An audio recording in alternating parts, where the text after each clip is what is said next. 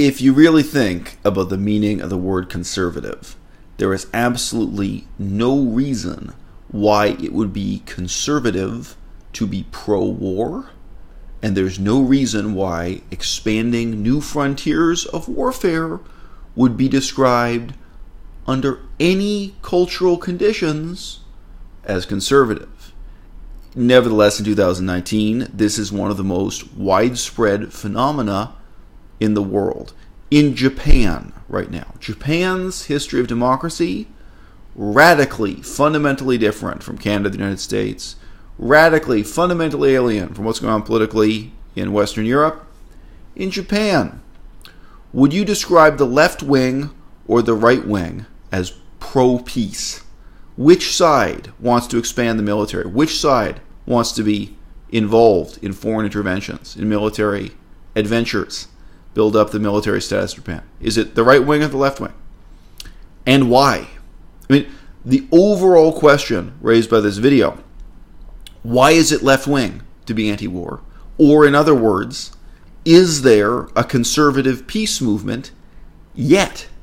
Now, even if it were entirely cynical, it would make sense for conservatives to have an anti-war, pro-peace movement, even if it were purely for cynical electoral reasons. And we saw this demonstrated dramatically in the contest between Donald Trump and Hillary Clinton in the United States, when it was very clear that Hillary Clinton was 110% bellicose and pro-war.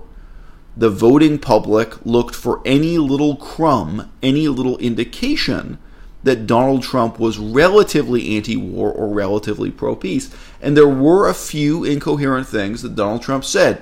You guys may not remember this now, but Donald Trump said spontaneously, in contrast to Hillary Clinton making very negative statements about Russia and being more or less at war with Russia, Trump simply said, if we could be in alliance with Russia against ISIS, against the Islamic State, that would be good. Trump made various vague and perhaps misleading statements about the extent to which he was the pro-peace candidate. Now, obviously, at an earlier stage of the same election, it was really Bernie Sanders who was the pro-peace candidate, and now Donald Trump is in power, and you see just how little interest he has in peace. But nevertheless, my point is here, in a world of finite political choices, in the United States of America, the choices are more finite than anywhere else, you might expect that somewhere on planet Earth, whether in Japan or Greece or England or Ireland or Canada, somewhere conservatism would be associated with being pro-peace or anti-war. You guys can leave me messages in the comment section. You can tell me if you know anywhere on Earth where the right wing or where the conservatives are associated with peace and the anti-war movement. You tell me where. I can't think of a single example. And the strange thing is, the wars we're talking about are mutually alien. The situation that Greece is in, the long-standing hostility between Greece and Turkey, has absolutely nothing in common with the situation that Japan is in, where one of their major concerns is North Korea. And yet, nevertheless, we have this left versus right spectrum of values that seems to cross all cultures and through at least several periods of time, seemingly about the last 50 years, and has this consistent pattern. But what I'm going to read you right now is an article that illustrates an example to the contrary. Quote, how to describe U.S. foreign policy over the last couple of decades? Question mark. Disastrous comes to mind. Arrogant and murderous also seem appropriate. Close quote. You might think this is the beginning of a left-wing diatribe in The Guardian newspaper. It is not. This is in the publication known as The National Interest. It is written by Doug Bandow. Doug Bandow is a representative of the Cato Institute. The Cato Institute was co-founded by Murray Rothbard. Here is a rare example of a right-wing voice. I can't say conservative. Right-wing libertarian voice that is pro-peace and anti-war. Now, let me tell you something. Murray Rothbard went all the way with this theme, okay? Murray Rothbard went so far and so consistently in this direction that he openly claimed the United States, in his opinion, shouldn't have entered World War II to defeat the Nazis.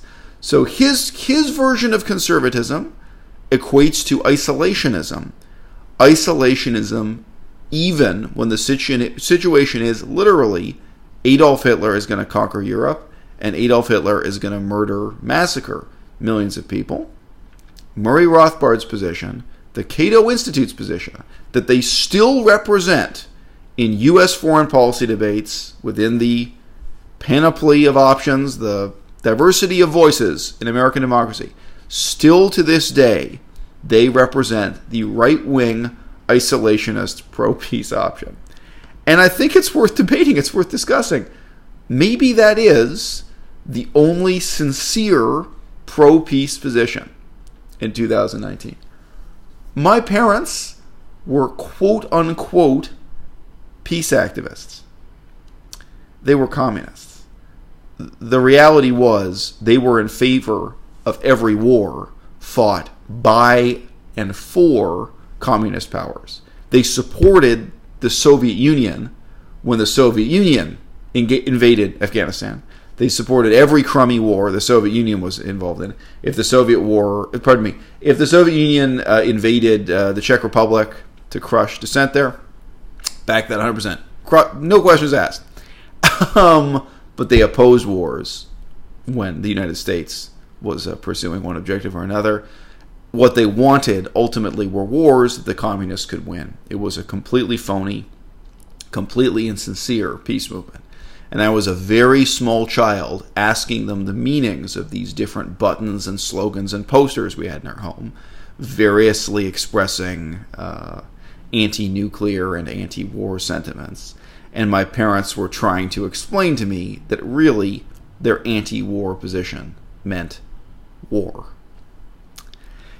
In 1998, Secretary of State Albright declared that, quote, "If we have to use force, it is because we are America. We are the indispensable nation. We stand tall and we see further than other countries into the future, and we see the danger here to all of us." So that was a quote from Madeleine Albright within this article. Close quote. Even then, her claim was implausible. America blundered into the Korean War and barely achieved a passable outcome. The Johnson administration infused Vietnam with dramatically outsized importance. For decades, Washington foolishly refused to engage the People's Republic of China. Washington-backed dictators in Cuba, Nicaragua, Iran, and elsewhere fell ingloriously. An economic embargo against Cuba that continues to this day helped to turn Fidel Castro into a global folk hero. Washington veered dangerously close to nuclear war with Moscow during the Cuban Missile Crisis in 1962, and again 2 decades later during military exercises in Europe.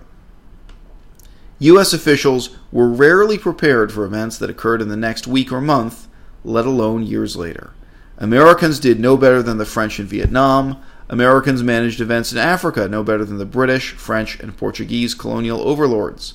Washington made more than its share of bad, even awful decisions in dealing with other nations around the globe. Perhaps the worst failing of U.S. foreign policy was ignoring the inevitable impact of foreign intervention. Americans would never passively accept another nation bombing, invading, and occupying their nation or interfering with their political system. Even if outgunned, they would resist. Yet Washington has undertaken all of these practices with little consideration of the impact on those most affected. Hence the rise of terrorism against the United States. Terrorism, horrid and awful though it is, became the weapon of choice of weaker peoples against intervention by the world's industrialized nation states. Pause. So I'm going to read another paragraph of this. It's a very careful and very slanted selection of examples he gives you.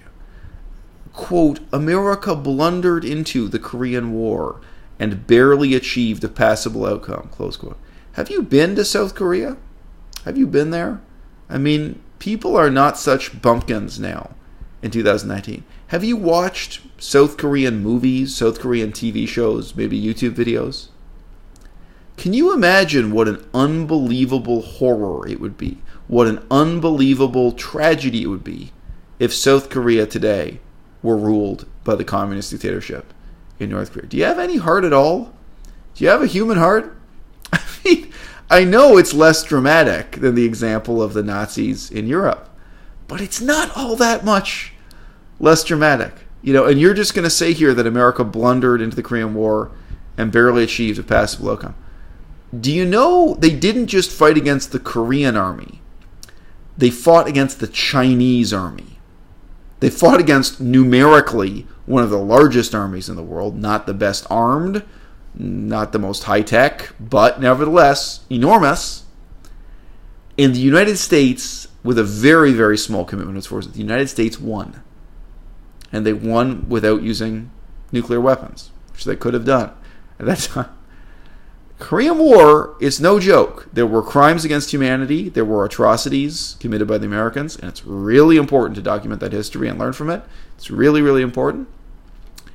But nevertheless, I think this type of argument in 2019 is getting more and more difficult to make. I made a video recently talking about the current situation in Afghanistan. And you know what? It may be more difficult for you to sympathize with the kind of secular, educated, middle-class minority in Afghanistan, people who embrace Western democratic values to some extent.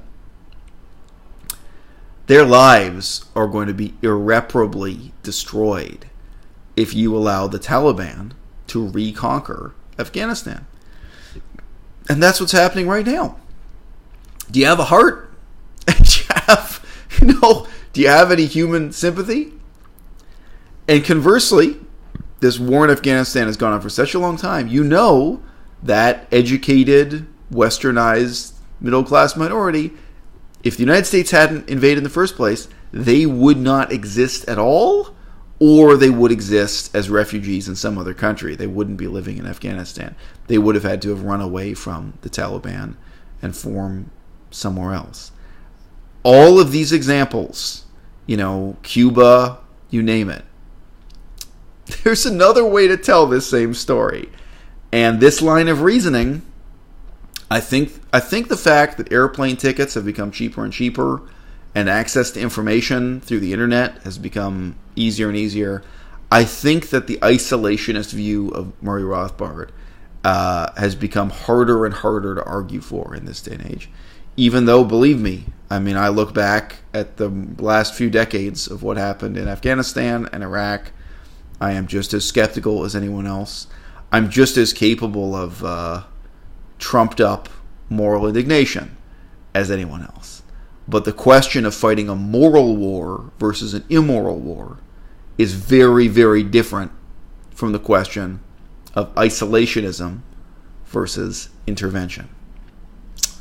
And hey, if you think it's so great, when you don't intervene, take a look at what happened in Myanmar in the 20th century and even 21st century. Look at the decades and decades during which time, really the United States should have intervened in Myanmar, and they didn't. And it was a disaster. Look at the decades and decades during which the United States should have intervened in North Korea, and they didn't. Unbelievable humanitarian. So, this is the game we're playing. All right. The United States, returning to this article, I quote, "The United States record since September 11th has been uniquely counterproductive. Rather than minimize hostility towards America, Washington adopted a policy highlighted by launching new wars, killing more civilians, and ravaging additional societies, guaranteed to create enemies, exacerbate radicalism, and spread terrorism. Blowback is everywhere. Among the worst examples, Iraqi insurgents mutated into ISIS, which wreaked military havoc throughout the Middle East and turned to terrorism."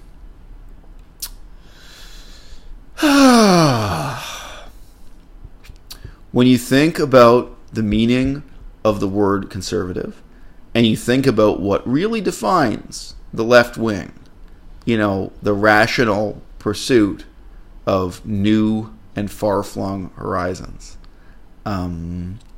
it makes sense. It even makes sense on a religious level in terms of Christianity as a faith, which in the Western world is still this important and influential part of conservatism, it makes sense that the conservatives would be the voice for peace, and that it would be the left wing saying that we ought to morally go out and fight so that the people of Afghanistan can have a secular, liberal, left-wing future. So that in future, the people of Afghanistan can be more like us, can enjoy our liberties, our privileges. That from a left-wing perspective, hope for the future of Afghanistan is worth fighting for. Hope for the future of Myanmar. Hope for the future of Vietnam. It would actually make sense if the left were the ones arguing for war and the conservatives were the ones arguing for peace. But if there is a voice for peace on the right wing, on the moderate right, or amongst conservatives in the 21st century, we have yet to hear it.